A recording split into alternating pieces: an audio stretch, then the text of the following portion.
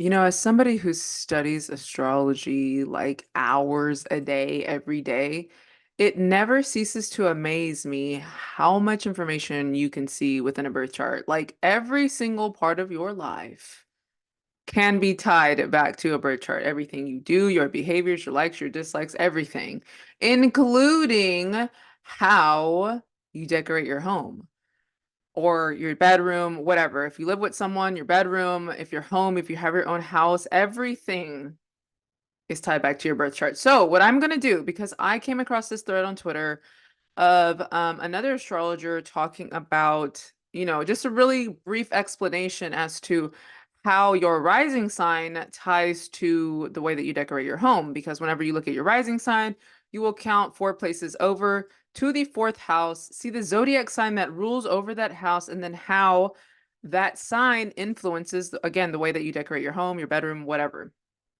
And when I read mine, I was like, yeah, that's happened. And then when I thought about other people who I know who have these rising signs and I've been in their homes, I'm like, oh yeah, that is true. So I am going to start with those of you who are an Aries rising. Now, remember, Aries is the first sign of the zodiac, so naturally, Cancer rules over the fourth house. So if you have a Cancer ruled fourth house, majority of the time, what I've seen with Aries risings is that their home is a little bit messy because home, Cancer energy, like your home, like that is mother, that is where you're at most of the time. So a lot of times you can see a lot of clothes laying everywhere, unfolded laundry that's just been sitting there. You just wash it, throw it on the couch, and it stays there. However, what I have noticed, and I'm thinking about a particular Aries rising right now, your bedroom is the most important part of your home. So that part can be the cleanest part. Your bed is cleaned off, like everything about you is your bedroom. So your house, again, can be all out of whack, but your bedroom is very important. And with these people, they are very selective of who they allow to come into their home. I've noticed that as well. Everyone's not allowed inside. You can come to the driveway, but you can't come inside. So Aries rising people, again, it's very special to them. Their room or their home is very special to them. And then again, they probably eat in bed. Sometimes you eat in bed because you're there all the time, or it's very comforting to you to be there. So that is the thing that I've seen. But Aries risings, put them clothes away.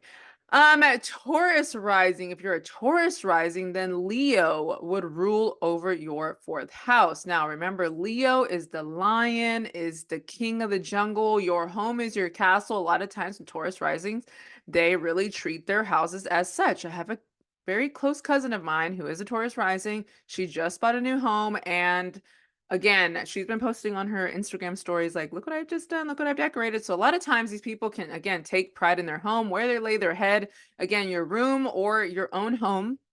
So a lot of times they could have like either like a luxurious layout. They could spend a lot of money on interior design. A lot of times kind of like Taurus energy too.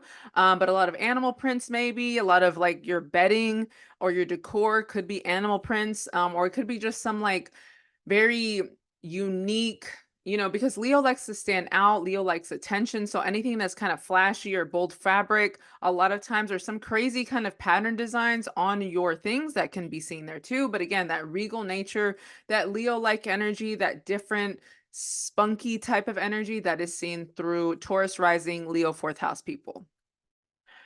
Gemini rising. I'm sorry, I'm saying Cancer rising. Gemini rising, you have Virgo ruling over your fourth house. So a lot of times Virgo energy is very much DIY type of thing. These are the people again who either like to build their own furniture. IKEA is no problem for you. You will assemble every single thing, very crafty, very creative. A lot of times they'll have like repurposed furniture, or they can do like I know somebody in particular who likes to pick up the furniture that's getting thrown out like on the street, and then they'll repurpose it and make it to something, much nicer. Everything in their home though can be very meticulously placed because Virgo energy, Virgo in general really likes everything in its spot. It's a very critical, analytical sign, perfectionistic type of sign. So again, wanting everything neat freak type of energy. Those are the people who could like you could walk in and be like, does anybody even live here? Because it can be that clean, that immaculate. So if you're a Gemini rising, fourth house Virgo, let me know if that's true. Okay.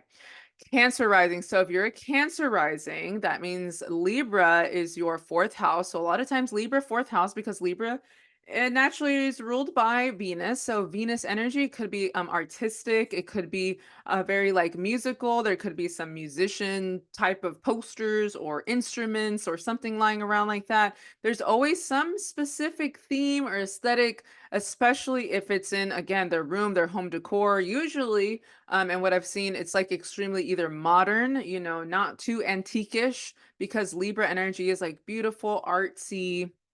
And they could also share a space with a pet. I have seen that too with this. I'm thinking of a specific Cancer rising who does have pets. And so living with a partner is also common just because Libra rules over the seventh house of like, relationships, other people, the house of marriage. And so you could like companionship or have a roommate or something, just always wanting to be around somebody living in the home.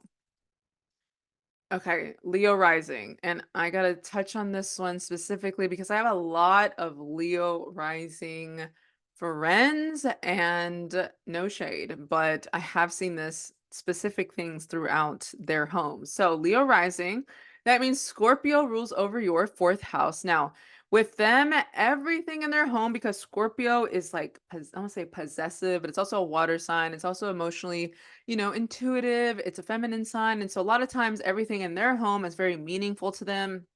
They could be, just as personal or protective of their space, just like a Cancer is very protective, another water sign. So a lot of times they could have like gently used or previously owned furniture or decor. I have seen that, with some particular ones. And then always feeling like they need to reorganize their layout of their living room, their home, their bedroom, always moving things around or redesigning it to match how they feel. I have seen that too. Now, I have seen this and again, it's not like a nasty thing. It's not like you're just gross or disgusting, but I have seen when the Leo risings will have like I don't know where these ants are coming from. I don't know where these little bugs are coming from, or they're flying in from somewhere, or they could have like problems with sewage, or the garbage disposal is always like broken or not working to where it's creating like a smell in the house. I have seen this. It's kind of weird if they have like pets, like there's just some kind of like scent to it. And then there's, different Leo risings that I've known. I'm just thinking of like each one in particular. Like you just walk in and you're like, did you throw out the trash? Something like that. And it doesn't mean they're dirty, but there's just always something. So it can either be, again, you don't know where those little ants are coming from, you don't know where those little flies are coming from, or again, sewage problems, garbage disposal. Like there's just a natural like smell in there. And so it's advised to always have your doors open or candles around or something like that, just to be aware of that, Leo risings.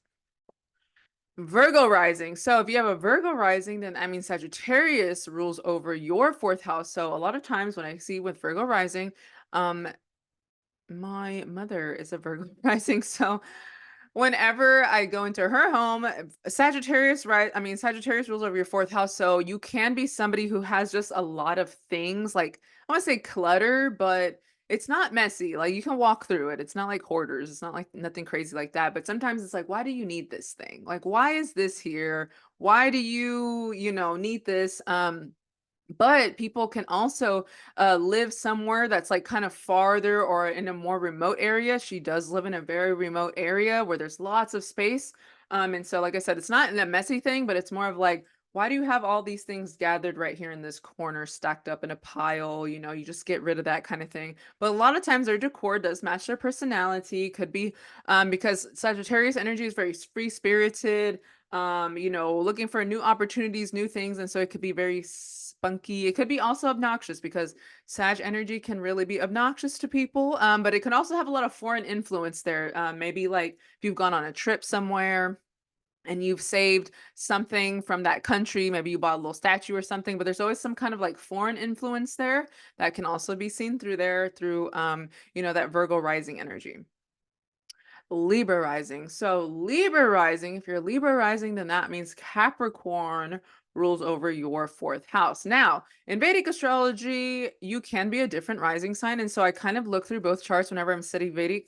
It does resonate with me as well, even though in tropical I'm a Scorpio rising and in Vedic I'm a Libra rising. But Capricorn rule over your fourth house is a lot of dark colors because Capricorn is ruled by Saturn, and Saturn is known as what's like a cold planet, and so it's a lot of times associated with black. And so a lot of dark colors you could have, like grays or navies.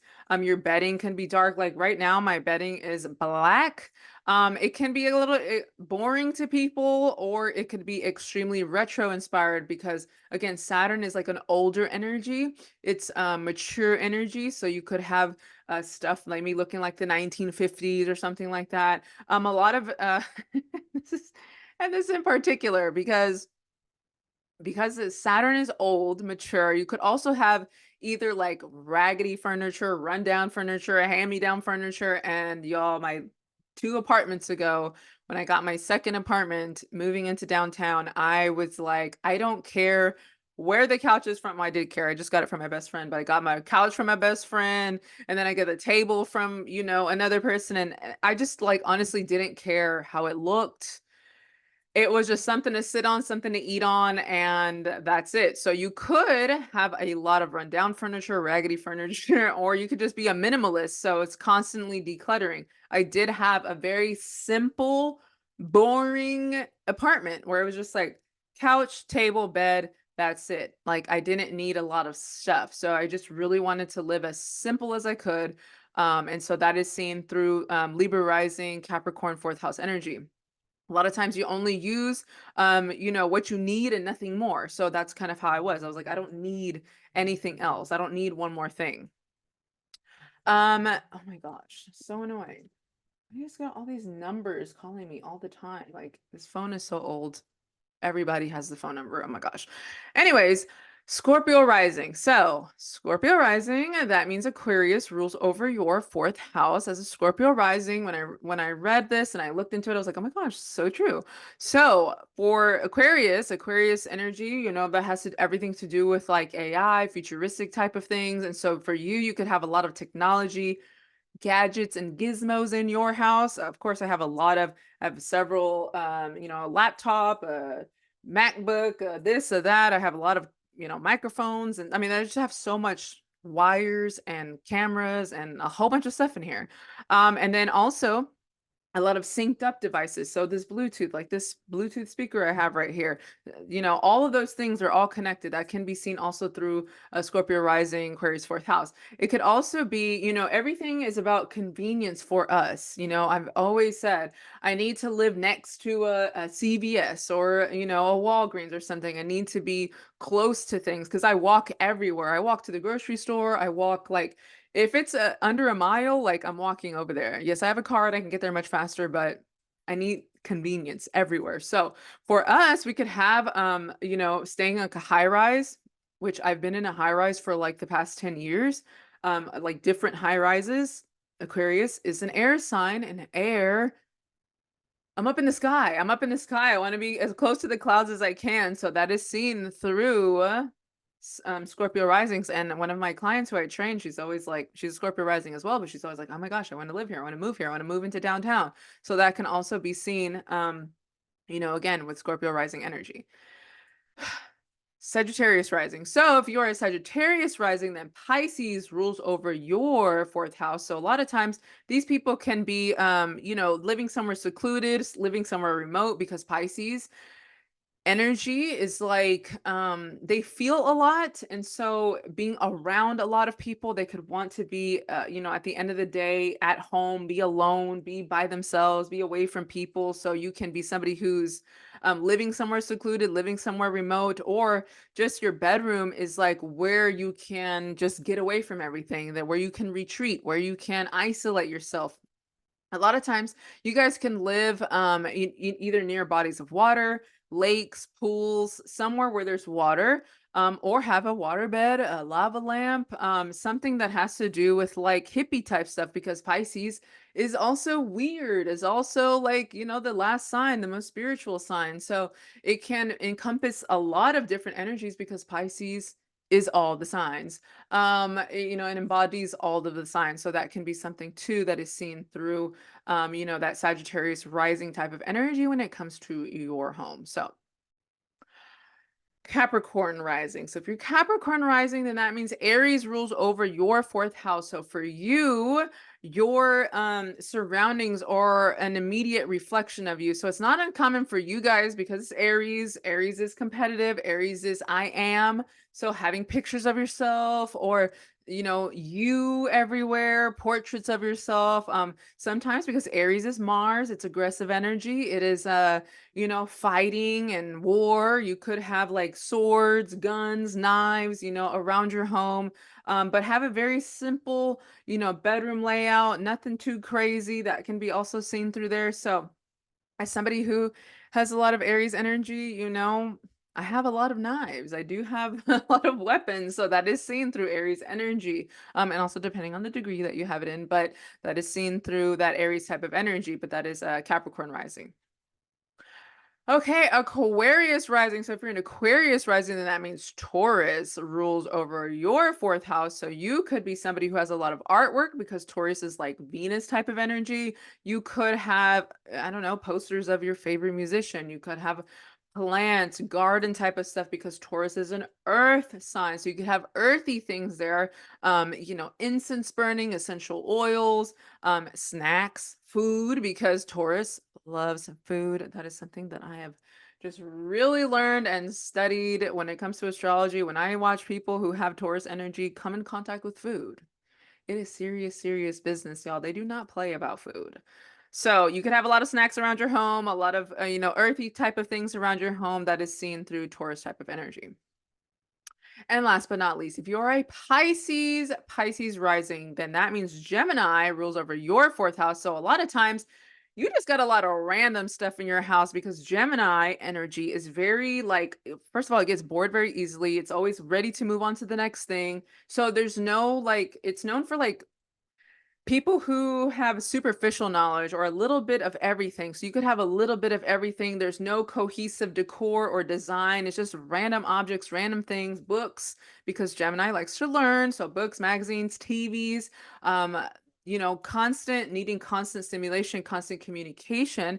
One of my really best, like really close friends, my best friend, whatever you want to call it, she's a Gemini sun, and so she needs to sleep with the TV on. So having a TV in the bedroom a lot of times is a must. Need to fall asleep with the TV. It helps calm your mind down. And a lot of times they could either have more than one phone, a landline, or something in their home because again, they like to talk. They like to chitty chat. Gemini energy loves to chat, and that Gemini energy in the home makes you want to talk a lot in your home. So you could have again multiple phone lines. But anyways, y'all, this is kind of like an overall really quick interpretation of these signs or bedroom, how you like to decorate. Of course, if you have different planets and signs in your fourth house, it can change the energy, but overall, this is kind of a general energy of this. And if this resonated with you, let me know because I need to collect data. That's why I'm telling people like a comment because I'm doing research. As an Aquarius, I like to observe human behavior. And the a Scorpio rising in me likes to study psychologically, like really dig for the truth. So that's why I like to people watch. That's why I like to ask y'all. I like to be all up in y'all's business. Like, do you do this thing? Because I'm trying to collect some data. So when I do my readings, and if you like a more in-depth reading of your birth chart, again, I can see everything. This is very surface level stuff. I can see everything in your birth chart. But if you'd like an interpretation of it, go to my website. Hit me up on any social media platform. I have all kind of content on there. I talk about everything, y'all. There's no one way. At first I was like, maybe I should be like aesthetic-y, pleasing type of astrologer, but then I was like, no, because I'm so random. Like I'm gonna talk about everything and anything that has to do with astrology, y'all. So anyways, thank you so much for supporting and liking and commenting and really everything because I need YouTube to pay me, okay? I'm tired of making all these videos. I need them to pay me for my work. All right. So if you could share it, this would be great. If you could comment, that'd be great. It push it up the algorithm.